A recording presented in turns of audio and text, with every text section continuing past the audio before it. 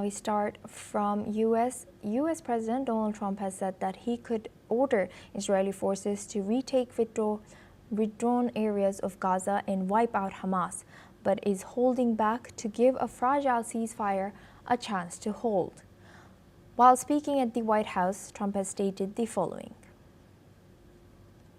I mean, we've had countries calling me when they saw some of the killing with Hamas, saying we'd love to go in and take care of the situation ourselves.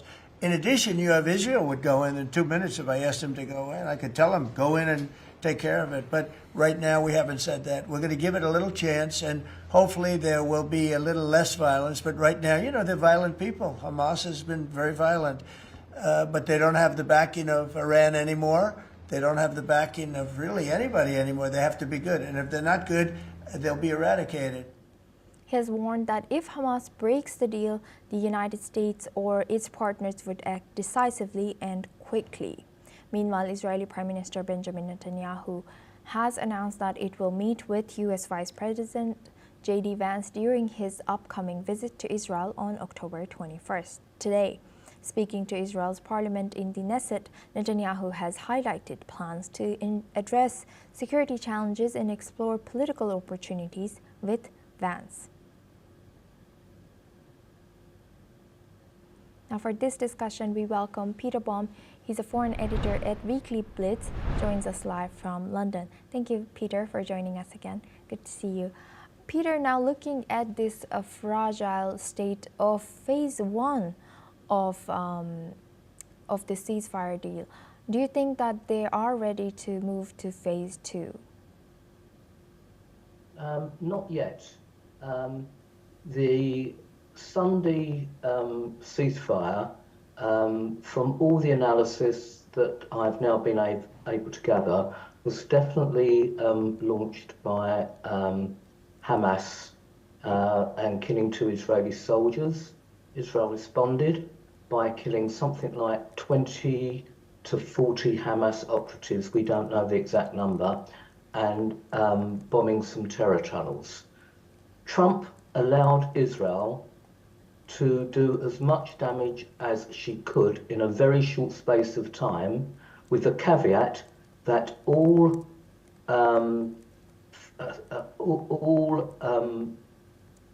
fires must stop within 24 hours, which it did. So Trump allowed Israel flexibility to respond, and now the last information I had was another body of an Israeli hostage was returned, and that Trump and the Israeli authorities have said, no, they must all the remaining hostages must be returned in one go. Now Hamas will try and stall this. So to answer your question, are we ready for stage 2? Not yet. It is very possible that another outbreak, violation of the ceasefire will occur. We hope not, but certainly at the moment, stage 2 is not yet ready to be implemented. So, Peter, why the haste in this, and how might the upcoming meeting between Prime Minister Netanyahu, Netanyahu and U.S. Vice President J.D. Vance influence the current talks on this phase 2 and regional security policies? Well, now, again, a very good question, especially the latter part, regional security, because the meeting of the American senior people in the American administration to Israel will naturally be focused on Gaza, but there's some other factors at play here. It's clear that Lebanon, Syria and Saudi are on the cusp of joining the Abraham Accords.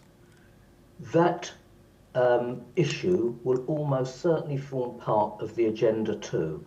And if that can be given a boost by 1, 2, or even all of those 3 parties, highly unlikely, committing to the Abraham Accords, that would create the conditions necessary to ensure that phase 2 was implemented sooner rather than later.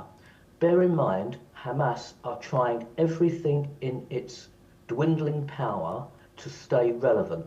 The attack and the killing of 2 Israeli soldiers confirmed that they are not yet ready to give up their arms, and they still pose a military threat. And it is that where Egypt and Turkey, not Iran anymore, Iran incredibly having backed Hamas with weapons, with people, with funding, with political support and media support for decades, are no longer in the picture. And the real influential players now are Egypt and Turkey. And if they can convince Hamas to go one stage further in de-weaponizing, then the conditions would be right for phase 2 to be implemented. But that is really out of Netanyahu's hands. It's up to the American administration to pressure both Egypt and Qatar to pressure Hamas. Thank you very much, Peter, for sharing that insight. Please stay with us as we stay on this topic now. Now, Israel has confirmed